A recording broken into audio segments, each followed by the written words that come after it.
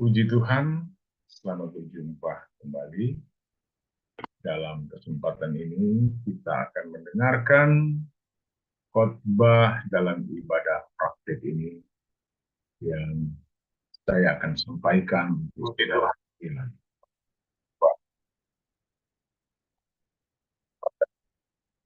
Bapak Ibu Saudara yang dikasihi Tuhan, dalam ibadah praktik ini saya akan menyampaikan firman Allah bagaimana yang sudah saya siapkan untuk saudara-saudara sekalian. Bapak Ibu Saudara yang dikasihi Tuhan, khotbah pada praktik saya sampaikan.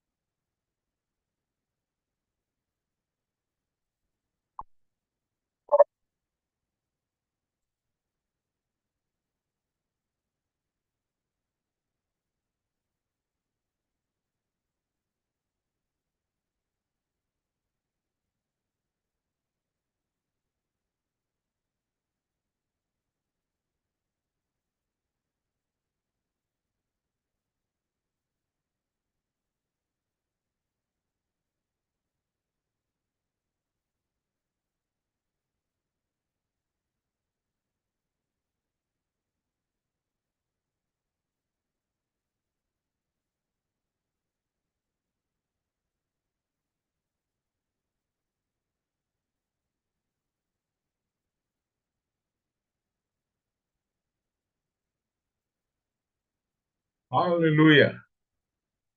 Puji Tuhan.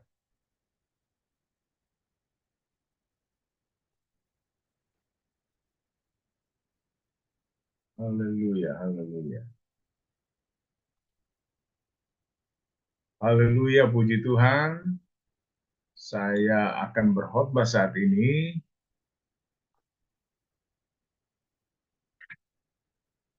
Di balik cobaan ada sukacita. Di balik cobaan ada sukacita. Ayat pokok di sini adalah Ibrani pasal 13 ayat 15. Sebab itu marilah kita oleh Dia senantiasa mempersembahkan korban syukur kepada Allah, yaitu ucapan bibir yang memuliakan Allah. Bapak Ibu Saudara yang dikasihi itu, Tuhan mau supaya kita selalu mempersembahkan korban syukur kepada Allah, yaitu ucapan bibir yang memuliakan namanya. Dan kita tahu bersama, Bapak Ibu Saudara yang dikasihi Tuhan, lewat live streaming ini, kita akan mempelajari bagaimana cara korban syukur kita kepada Allah. Jadi yang Tuhan mau adalah bagaimana sasaran daripada korban ucapan syukur kita kepada Allah. Itu benar-benar adalah cara yang baik sesuai sasaran. Jadi kepada Allah kita yang benar. Yang kita imani Allah Tritunggal. Allah Bapa, Allah Anak, dan Allah Roh Kudus. Jadi tiga di dalam satu, bahasa Ibrani satu echad, ya, dan terdiri dari tiga pribadi, pribadi yang dapat dibedakan tetapi tidak dapat dipisahkan. Ada tiga hipostasis atau persona, tetapi dalam satu kesatuan, homoousis dari homoousia, sama di dalam substansi hakikatnya, ya, setara mereka, setara tiga pribadi ini, Allah Bapa, Allah Anak, dan Allah Roh Kudus. Jadi kita serahkan persembahan korban syukur kita kepada Allah. Korban syukur, saudara, kalau kita lihat kata syukur ini, kalau dalam kata kerja ya, di mana kita mengucap syukur, syukur itu eukaristeo. Jadi bagaimana aku memuji, aku berterima kasih. Jadi ada pujian, ada terima kasih yang kita harus sampaikan kepada Allah. Dan ini menjadi korban kita. Korban, saya sering dengar orang katakan, dan memang logis. Kalau korban itu sakit. Kita lihat dulu di perjanjian lama ada korban binatang, korban hewan, tentunya harus disembelih. Objek daripada korban persembahan ini tentunya sakit rasanya. Jadi kita dituntut oleh Tuhan ketika kita berterima kasih, ketika kita memberikan pujian berkata haleluya, aku berterima kasih, aku memuji, kita menghormati, menyembah di saat kita dalam keadaan yang sakit. Mungkin karena persoalan, problem-problem yang terjadi dalam kehidupan kita. Apapun itu, saudara-saudara, kita tetap bersyukur kepada Allah. Di sini ditambahkan dalam klausanya yang lain, yaitu ucapan bibir yang memuliakan Allah. Ini satu kalimat, ya. Ucapan bibir yang memuliakan namanya. Jadi Allah itu harus kita muliakan. Allah itu harus kita sembah. Allah itu harus kita tinggikan. Kita puji dia seperti kita beribadah pada saat ini. Ada contoh-contoh Alkitab yang perlu saya mau uraikan, saudara, tentang mengucap syukur dari dua ayat. Yang pertama, 1 Tesalonika 5 ayat 18, saudara-saudara. 1 Tesalonika 5 ayat 18. Dan ini dikatakan mengucap syukurlah dalam segala hal, sebab itulah yang dikehendaki Allah di dalam Kristus Yesus bagi kamu. Ya. Jadi di sini ada perintah Tuhan untuk kita mengucap syukur dalam segala hal. Dalam bahasa Yunani, karena perjanjian baru ini dipakai bahasa Yunani, itu ditulis en panti eucharisteite. Ya, ada F-nya ini enggak ada, saudara-saudara. Ini adalah ayat yang kedua, ya, Efesus.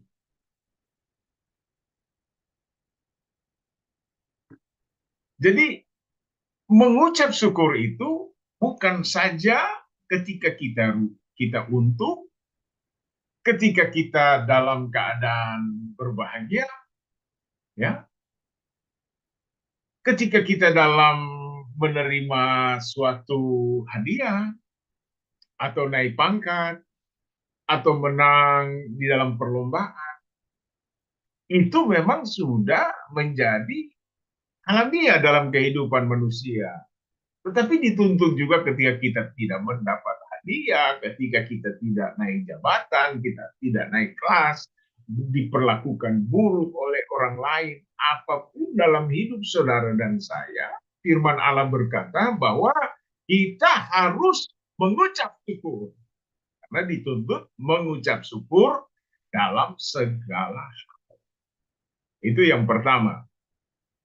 Yang kedua, yaitu kita mengucap syukur senantiasa. Ya, dalam Efesus pasal 5 ayat 20, ucaplah syukur senantiasa atas segala sesuatu kepada Allah Bapa dalam nama Tuhan kita Yesus Kristus. Ya. Ucap syukur senantiasa atas segala sesuatu, khususnya ini kita lihat frase ucaplah syukur senantiasa. Di sini dia pakai kata eucharistusentes pantote. Ya, sekali lagi eucharistusentes pantote. Jadi kita lihat di sini Firman Tuhan mengajarkan kepada kita agar supaya kita mengucap syukur itu, kalau tadi yang pertama dalam segala sesuatu. Sekarang mengucap syukur senantiasa. Kata senantiasa ini dipakai kata pantote. Dari bahasa asli, pantote ini artinya mengucap syukur itu terus menerus, forever, sedia kala, bahkan sampai kekal. Mengucap syukur itu tidak ada batasan waktu, ya. Tidak ada, saudara-saudara, batasan di mana ketika kita mengucap syukur hari ini, besok enggak. Mengucap syukur minggu ini, minggu depan enggak. Bulan ini kita mengucap syukur, bulan depan tidak. Bukan begitu mengucap syukur. Yang dikatakan di sini, suatu perintah, Eucharistus pantote. Ini mempunyai pengertian mengucap syukur segala waktu. Semua waktu, di saat susah, saat senang mengucap syukur. Hari ini, pagi ini, siang, sampai sore malam, kita dituntut mengucap syukur, saudara-saudara. Sepanjang minggu, sepanjang bulan, sepanjang tahun, sampai Tuhan datang untuk selama-lamanya, kita mengucap syukur kepada Allah. Haleluya. Haleluya. Dengan ucapan, ya, bibir yang memuliakan. Ya. Haleluya, haleluya. Karena Tuhan Yesus memberkati kita semua. Ada satu ilustrasi dan beberapa ilustrasi yang dapat saya sampaikan. Ini menjadi satu hal yang harus kita tahu bersama. Kita dituntut Tuhan untuk mengucap syukur dalam segala sesuatu. Kita nggak bisa buat perhitungan kepada Tuhan, karena Tuhan sudah baik. Ya. Di dalam satu cerita, saudara-saudara, di Skotlandia ada seorang ibu yang sangat pelit sekali. Ya. Anaknya yang masih kecil sudah ditolong oleh seorang pemuda. Dan kemudian ibu ini mencari anak pemuda ini yang sudah menolong anaknya. Kalau nggak ditolong, sudah hanyut dalam banjir bandang. Banjir yang sangat besar pada waktu itu. Dicari-cari, heboh, mana itu anak pemuda yang nolong anak saya. Heboh, dikira ini mau dapat hadiah. Tapi ketika bertemu saudara-saudara, ibu ini berkata, dia tanya kepada pemuda ini, bukannya dia berterima kasih, tapi dia tanya, mana topi anak saya yang hilang? Kamu yang menolong ya anak saya. Topinya mana? Saudara-saudara, kadang saudara, kepada Tuhan juga kita melakukan perhitungan. Perhitungan kita itu nggak logis. Batasan logika aja nggak masuk. Apalagi batasan iman. Terlebih berkat memberi daripada menerima. Ini sudah batasan iman kepada kita. Kalau batasan ilmu logika, motif ekonomi, pengorbanan kecil mendapatkan hasil yang besar. Itu perhitungan dunia. Jadi saudara-saudara, dengan Tuhan kita jangan salah berhitung. Tuhan itu begitu baik. Habakuk berkata, Habakuk 3 pasal yang ke-17, di mana motivasi pelayanan dia itu bukan hal-hal yang duniawi. Sekalipun dia berkata, sekalipun pohon ara tidak berbunga, pohon anggur tidak berbuah, hasil pohon zaitun mengecewakan, ladang-ladang tidak menghasilkan, kambing domba terhalau dari kurungan. Tetapi aku bersorak-sorak, beria-ria, karena Allah yang menyelamatkan.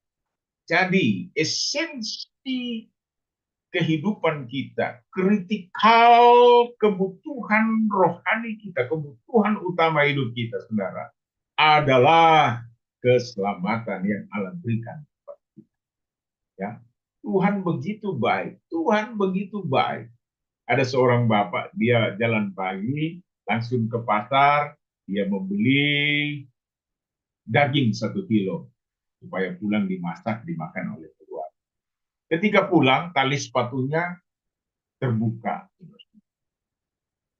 Ketika dia membetulkan tali sepatunya, dagingnya dia letakkan di bawah. Disambar oleh anjing liar. Saudara, ya, 1 kilo daging dibawa pergi. Dia kaget sekali. Rasanya sakit hati. Tetapi Bapak ini, karena anak Tuhan, orang yang tahu mengucap syukur, dia berkata apa? Dia kembali kepada Tuhan. Tuhan, terima kasih. Karena Engkau masih memberikan aku selera makan. Ya kan? Selera makan masih ada. Silakan anjing boleh bawa, saya masih bisa berbicara dan berbicara. Coba kalau kita atau orang lain, aduh, apa perkataan kita, saudara-saudara. Ya. Ini, saudara, Tuhan tuntut dalam hidup untuk mengucap syukur dalam segala sesuatu dan sampai selama-lamanya. Ya. Tuhan Yesus memberkati kita semua. Haleluya. Haleluya. Puji Tuhan, saudara-saudara, inilah yang dapat saya sampaikan dalam kesempatan